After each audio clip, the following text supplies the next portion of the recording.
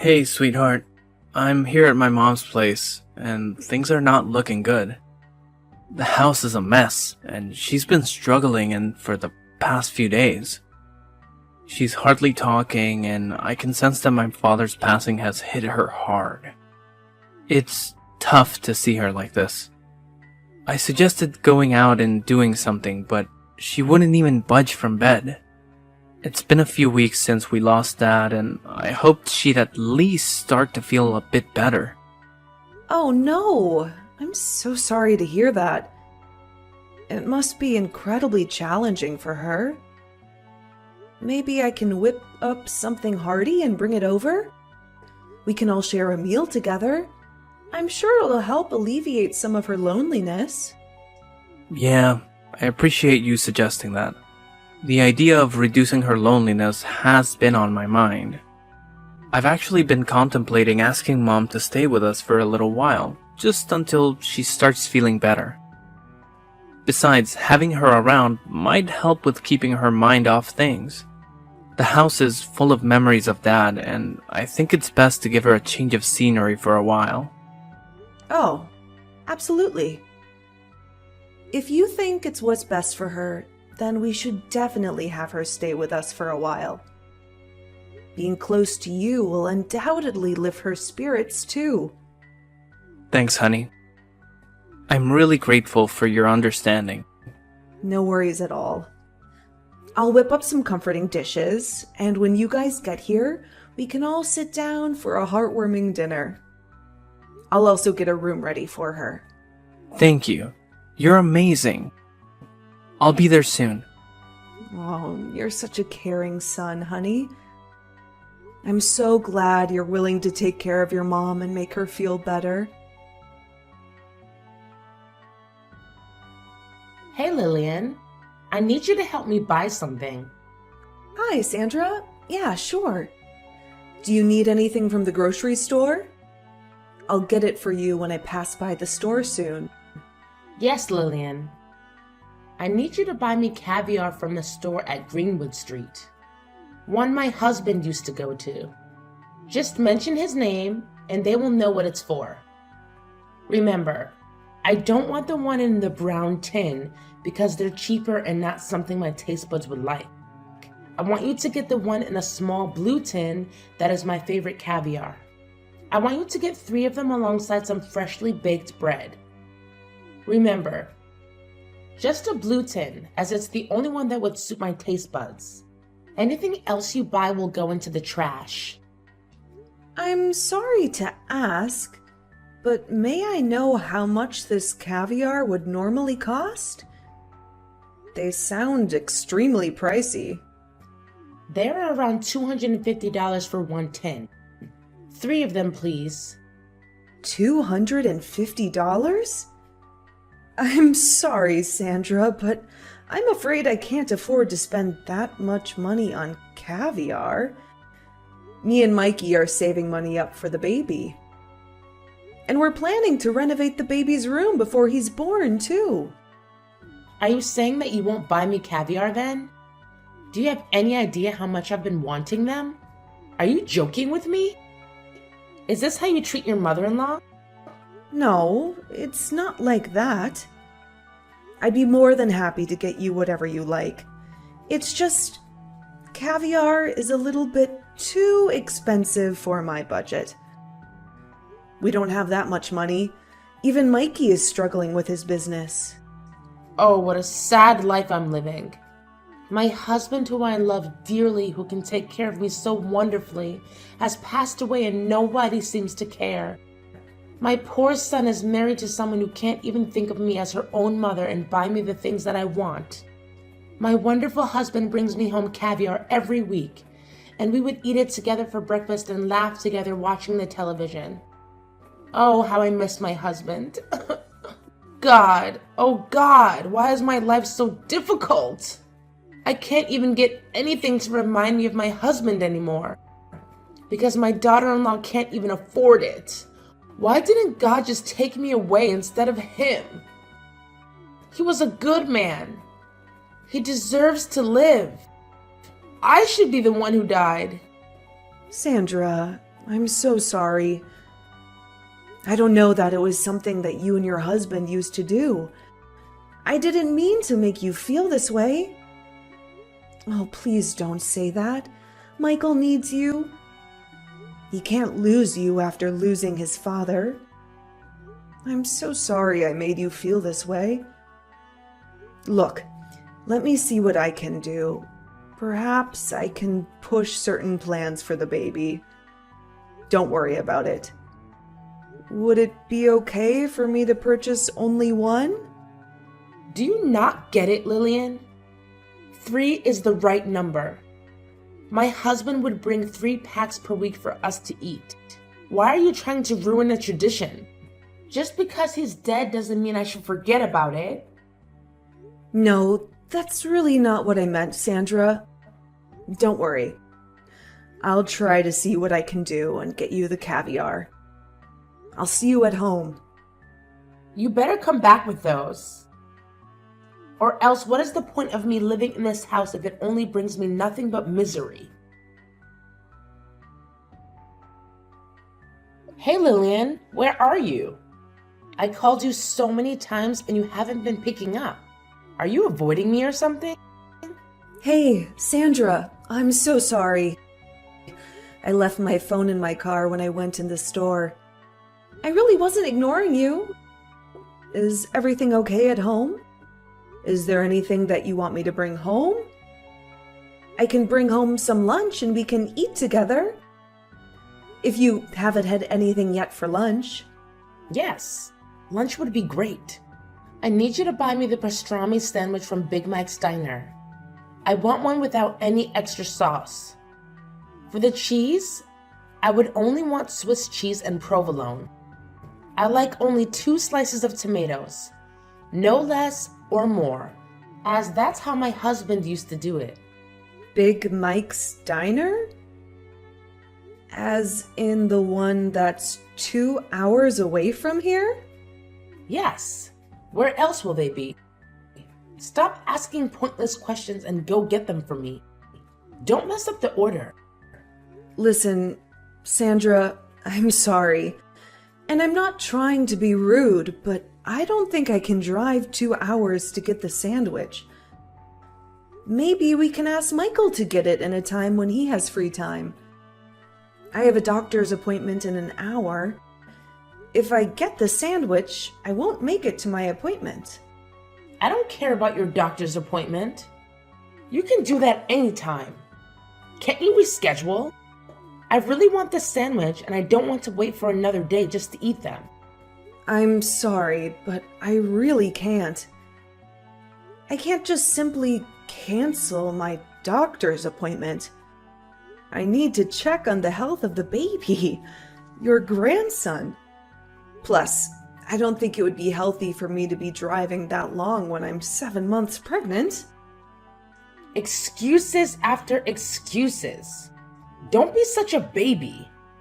When I was pregnant with Michael, I did all sorts of things and I am doing fine, and so is he. I know this is just one of those excuses you make so that you can make me more miserable than I already am. Why is it so hard for me to get the sandwich that my husband used to get for me? It's one of the memories left of him that can help me go through the day when things get hard. My husband would never make excuses like you. My poor son, Michael. I wonder how he survives living with you all these years. God, why won't he just take me away? I want to be dead with my husband. I don't want to live here with this horrible woman. Sandra, please don't say that. That is not true at all. I have nothing against you, and I would never want to make you miserable. Please don't wish death upon yourself. Look, maybe I can go tomorrow. I'll be freer then. No! I already told you. I want it today. I've been thinking about it non-stop today. Are you trying to torture me by making me wait another day? My husband would never make me wait for things I really want. Oh God, why can't you just take me away too? Fine, Sandra. I'll cancel my doctor's appointment and I'll drive to the restaurant to get you the sandwich. Please stop wishing that you'll die. Michael would be so heartbroken to hear that. Be quick. Don't waste my time. Hey, Sandra? Were you at home all day yesterday? Yes? What is it now? Are you accusing me of stealing things in your house? What? No, that's not what I'm trying to say. I just want to ask you regarding the baby's room. You've seen it before.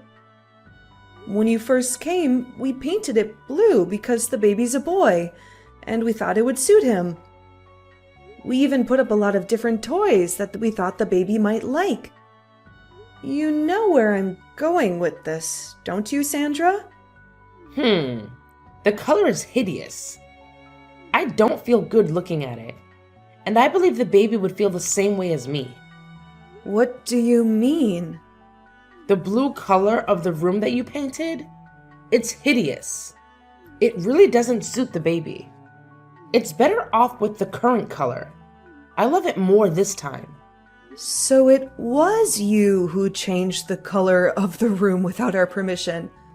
I'm sorry that I have to say this, but that is very disrespectful. That's my baby, and I deserve to know anything before you make changes to anything. Plus, this is my house. Just because we let you stay here doesn't mean you can make all the decisions that you like behind my back. Oh, I didn't know. I have to be asking permission to make changes in the house that my son lives in? What a disrespectful thing to say to me without me raising my son to be like the man he is. He wouldn't be here to be the good man for you. You should be more grateful that I even agreed to stay here. I don't understand what you're trying to say. I've been kind enough to let you stay here while you've been dealing with this death. And you're ruining it. How exactly am I ruining your healing for you? My husband hates the color blue.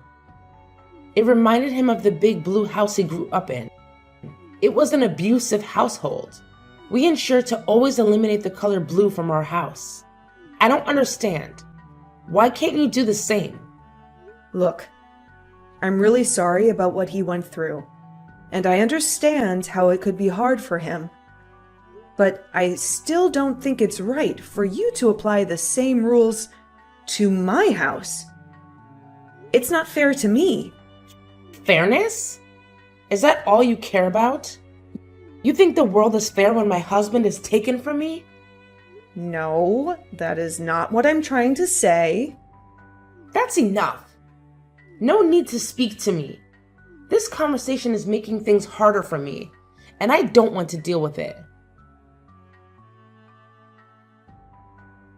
Michael, we really need to have a serious conversation about your mom. I've already had an earful from her. Is it true that you told her she needs to ask for permission for everything? That seems pretty harsh, especially given what she's going through right now. Look, I completely empathize with what she's dealing with. But it's disheartening that I'm ending up as collateral damage in the process. Have you had a chance to hear my side of the story? She's been trying to take control of everything that I'm doing. You're making this much more complicated than it has to be. She's my mom, and I really need you to refrain from speaking about her like that. I'm just asking for a bit more understanding of her situation. She's navigating through a lot, and I'm hoping you can cut her some slack for a few more weeks until she gets back on her feet. Fine. I'll do it for you and out of respect. But I hope you realize the challenges I'm facing in all of this. It's going to be Benedict Arnold Jr. Sorry? What are you referring to, Sandra? The child, of course. What? Are you talking about my baby? My son? Who else would I be talking about? The name of that child would be Benedict Arnold Jr. Wait, what are you trying to say? Sorry, Sandra, but that's not what I'm naming the baby. Mikey and I have already discussed the name. We will be naming the baby Harold, after my father, who did a lot for me growing up. I disagree. He should be named after my husband. Your second child can have your father's name if you want to, but the first one should honor my husband. This is our grandchild, after all.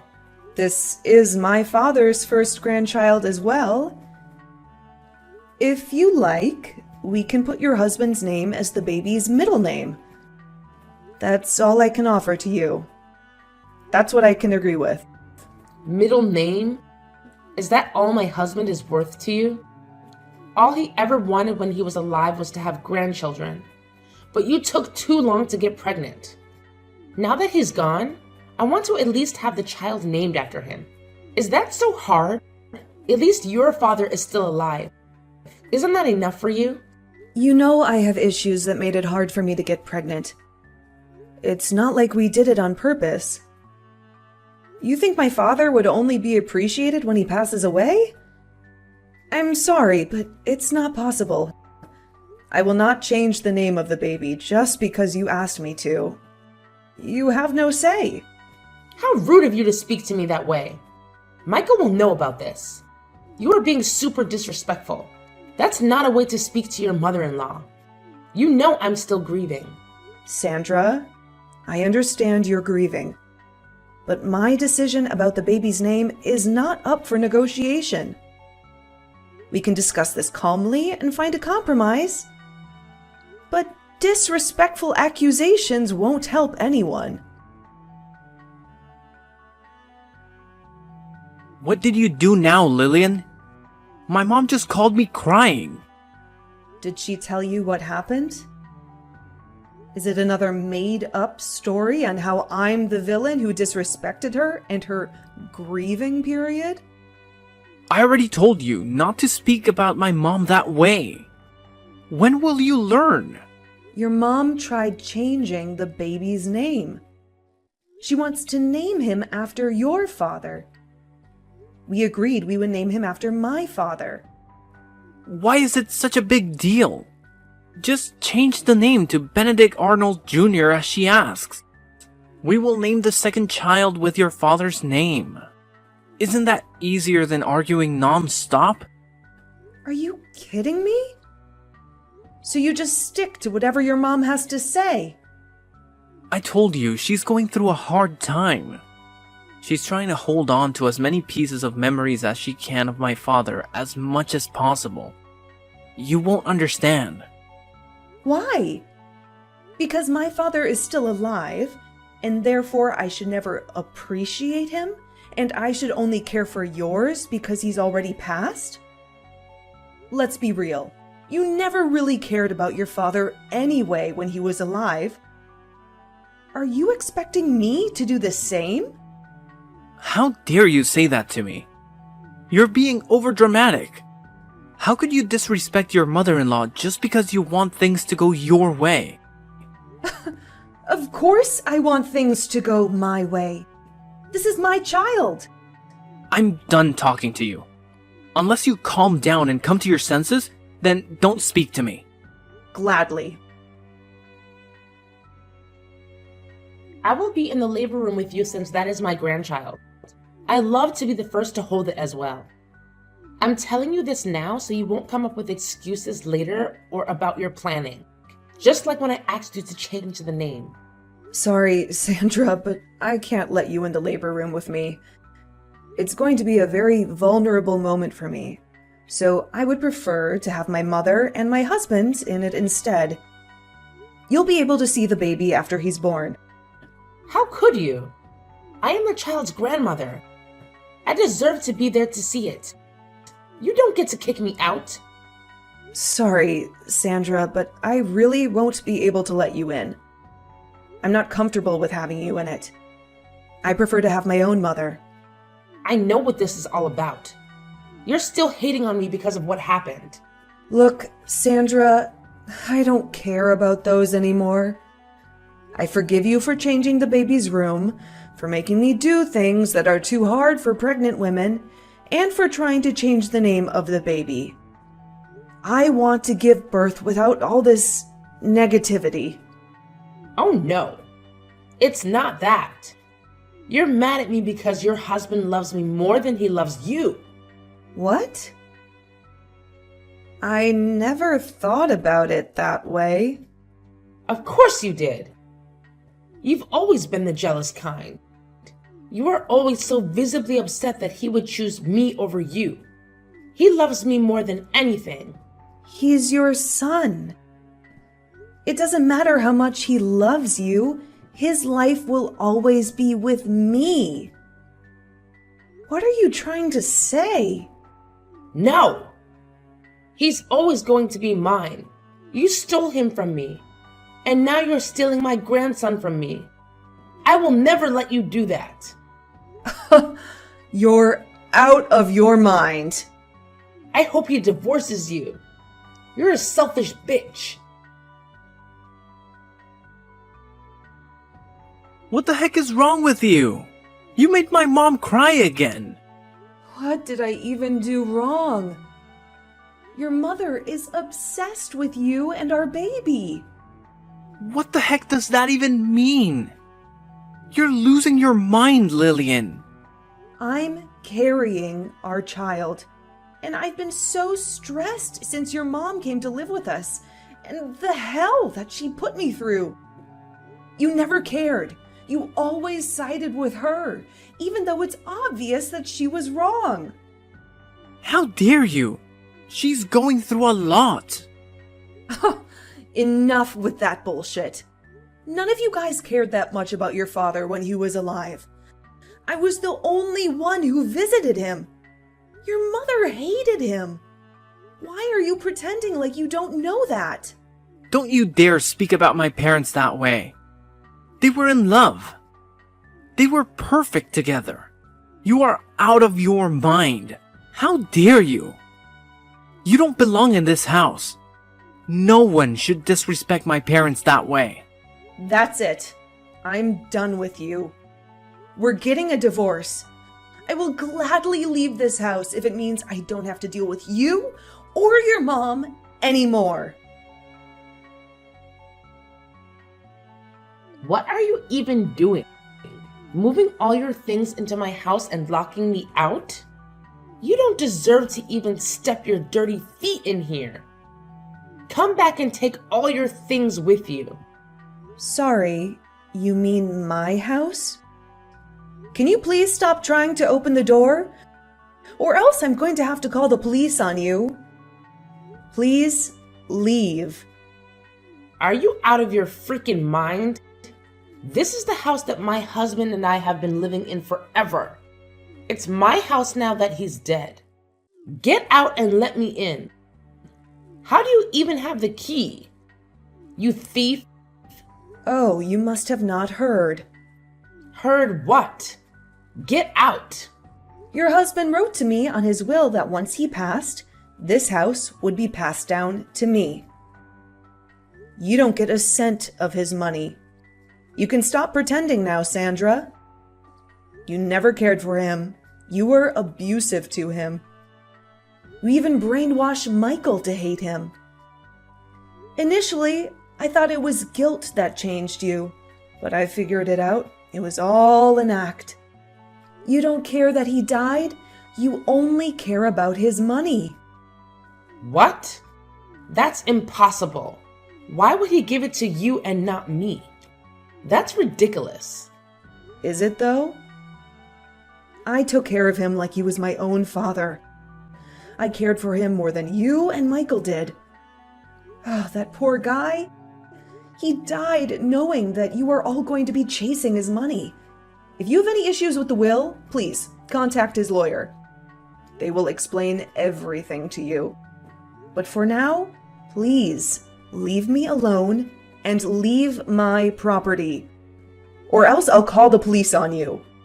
Wait! No! Lillian, listen. It wasn't an act. I do care for him. I care for you too. You're the best daughter-in-law. I'm sorry for everything. I knew you would say this. Enough! And leave my property. The police are on their way. Honey, I'm really sorry. How did I ever miss this? You are just like your mother. Even your apology disgusts me. It's all about money, isn't it? No! You know how much I love you. My mother, she got into me. But I know better now. I know better now, too. I know not to trust someone like you and your mother. Leave. A few weeks after that, the divorce between Lillian and Michael is finalized. Lillian was able to get full custody of her baby, and she was also able to live comfortably, thanks to inheritance that her father-in-law passed down to her.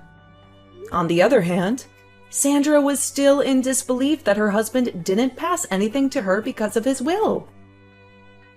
She even tried breaking into the house a few times, but was caught by police. As for Michael, he has been struggling a lot after the divorce, as he realized how true the things that Lillian has always said about his mother are. But yet, he is still stuck with her, as she has nowhere to live. Both grew to hate each other and blame each other for the misfortune.